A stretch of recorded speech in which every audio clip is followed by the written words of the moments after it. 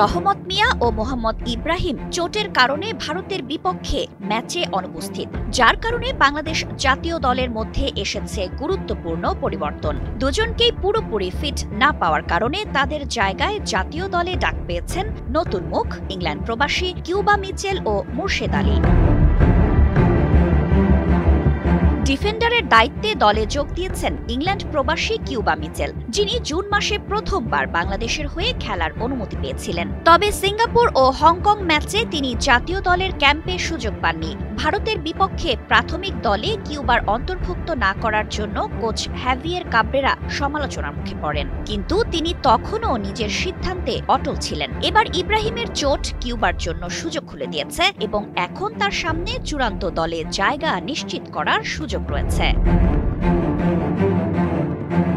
Cuba মিচেলের পাশাপাশি মুর্শেদ আলীকেও জাতীয় দলে ডাক দেওয়া হয়েছে।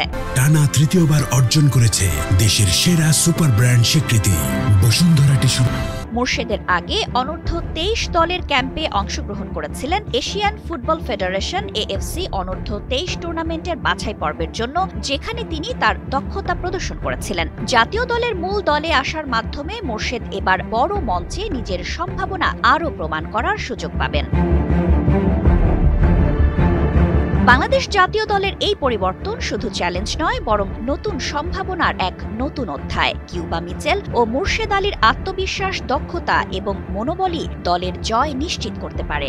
ভারতের বিপক্ষে ম্যাচে তাদের প্রমাণের শুধু অপেক্ষা আশা করা যায় এই নতুন সংখ্যায়।